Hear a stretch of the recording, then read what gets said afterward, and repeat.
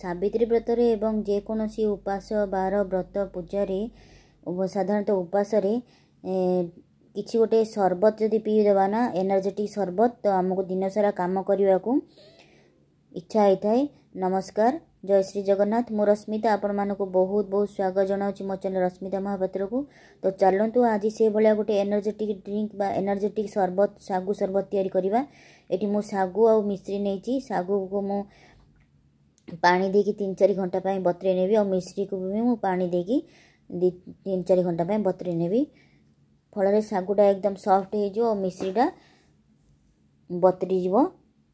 आशा करुँच आज भिडियोटी आपण मानक भल भल लगे गोटे लाइक देदेवे, सांगरे शेयर करने और चैनल नुआ होते सब्सक्राइब करने। ये देखो मोर सागु बतरी गलानी आउठी सागु पणारे पकाइबा नहीं मोटी छेना आउ दही नहीं मिश्रीटा आमर बतरी गलानी। मिश्री पानी को साइड रखी आउ किछि फ्रुट्स नहीं। फ्रुट्स तो एमती तो ये देखो मिश्रीटा आमर बतरी गलानी आउ ठंडा भी मु कर देइथिली एटा को फ्रिज रखी ठंडा कर देइची। तो मिश्री पानी देले भल लागियो बोलिकी आउ एठी फ्लेवर पाई नहीं गुजराती और गोलमरीच पणारे टिके गुजराती गोलमरीच देले भल लागे और भल पाटी की टेस्ट लगे ता सहित बास्ना भी भल लगे। किछि फ्रुट्स नहीं साधारणतः आमर पूजा दिन में तो ये सब फ्रुट्स पूजा होता है आउ से हिसाब से आपण चॉइस अनुसार फ्रुट्स नेबे। सागु जो बतरी होता सागु से सब सागु को मु ग्राइंडिंग जार दे नहीं सबू देबेनी टिके 2-3 चम्मच खंडे रखी नवा पर आमको यह आम व्यवहार करवा।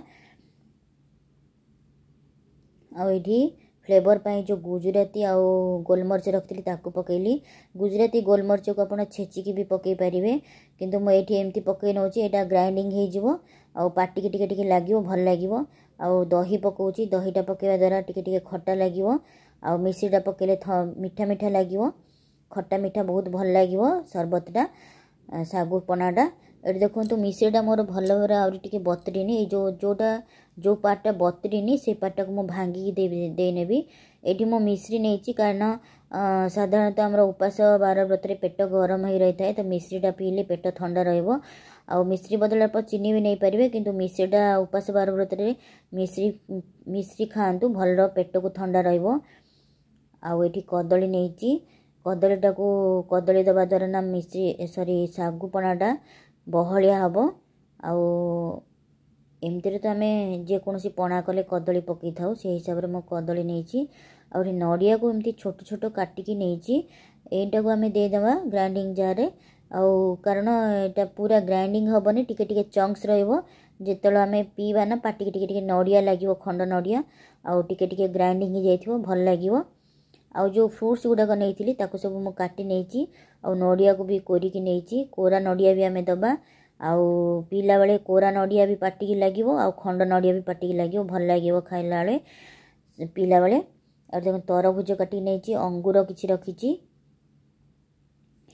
आउ लिची रखी एप्पल खंडे काटिकी रखी एप्पल खंडे काटिदेली फाड़े खंडे एप्पल काटी नेली आउ डालिंब लिची आउ किछि ड्राई फ्रुट्स भी मुझे व्यवहार करछि।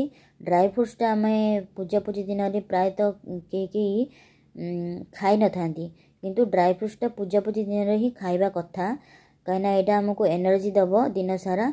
समस्ते तो जी जार काम करते किंतु आमे गृहिणी माने आमे घर सबू काम आमको करिया पड़ता है जेमिति हेले तो रोषेईटा आमको निश्चय करिया पड़ता है। तो किछि ड्राई फ्रुट्स ता सहित किछि फ्रुट्स खाइबे जदि आपनको दिन सारा एनर्जी मिलिवो आउ दिन सारा काम करने को जमारू भी हालिया में लगे से हिसाब से सब मो फल फल सब काटिक नहीं जाइए ड्राई फ्रुट्स भी काटी नहीं गली। एबे चलतु पणा प्रस्तुत करवा। जो ग्राइंडिंग करी सागु को ताकू दे नेली गोटे बाउल रे आ जो मिश्री पानी मोर बड़का थिला ताकू दे नेली एतिकी मिश्री समान होता मीठा पाई आउ ठंडा पानी रखी फ्रिज रे मु ठंडा पानी व्यवहार करची। आउ कारण आम उपास बार व्रत आमको जो पूजा करके आसता ना आमको लगे कि जमती कि आमको एमती ठंडा ठंडा शरबत बा ठंडा ठंडा सागु पना करके दिंता कि पी दिंतु लगता लगे। तो से हिसाब से मुझे ठंडा पानी व्यवहार करची। आपण भी एमती व्यवहार करेंगे सावित्री दिन भल लगे। जो सागु रखी ना गोटा सागु ताकू दे नवा किछि सेटा देले पीला बेल को सागुपणाटा पाटिकी गोटे गोटे सागु लगे। तो सागुपणा पीबार गोटे बहुत बढ़िया मजा लगे पीवा को टेस्टी जमी लगे। आउ पाटी गोटे गोटे सागु लगुव आ बहुत भल लगे टेस्ट भी भल लगे। और जो फ्रूट्स गुड़ा काटी रखी से सब को दे नवा। कदली मुझे दुटा छोट छोट काटी रखी ताकू भी दे नेली। नड़िया जो फाड़े खंडे कोरिकी रखी ताकू दे नेली। आ किसी तरभुज अंगूर एप्पल जहाँ सब काटिकी रखी फ्रूट्स से सब को दे नौची। यह को आम भल भाव गोले नवा। टिके पानी व्यवहार करची मु। आंब आंबटा को मुझे भूली जाइली किंतु सावित्री दिन तो मेन इनग्रेडिएंट्स होची आंब। आंब तो बहुत सारा पूजा होता है।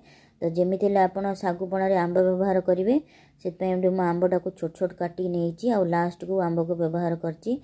कारण एमती छोट छोट काटिक देले सागुपणाटा पीला बेले पाटिकी गोटे गोटे आंबर चंक्स जीव आंबर बाइट लगे पाटिकी भल लगे बास्ना भी हम ता सहित आंबर गोटे गोटे बाइट पाटिकी लगे भल लगे। से मु छोट छोट आंब काटी पकई आउ लुक्स वाइज भी बढ़िया लगे देखा। देखो आमर सागुपणा प्रस्तुत हो गला। बर्तमान चलतु सर्व करना। ये मु 4टा ग्लास नहीं 4 जन आउ एक्चुअली यहाँ 6 ग्लास 7 ग्लास खंडे पणा होता। आउ जो सागुपणा प्रस्तुत हो गला परे से नड़िया काजू किशमिश बा ड्राई फ्रूट्स आउ जहाँ फ्रूट्स बलता से टिके सब देकी आपण मन पसंदर सजे नेबे। आउ सावित्री दिन एमती गोटे एनर्जेटिक सागुपणा करके निश्चय पीबे। आउ सागुपणा जमारू भी ड्राई फ्रूट्सटा स्किप करेंगे कारण यहाँ आमको एनर्जी दब दिन सारा। ता ऊपर किसी छेना पकई नौची मु। बर्तमान आमर प्रस्तुत हो गला सागुपणा। आशा करुच्ची भिडियोटी आपण मानक भल लगी। भिडियोटी भल लगी गोटे लाइक देदेवे सांग रिलेटिव का सह शेयर करेंगे।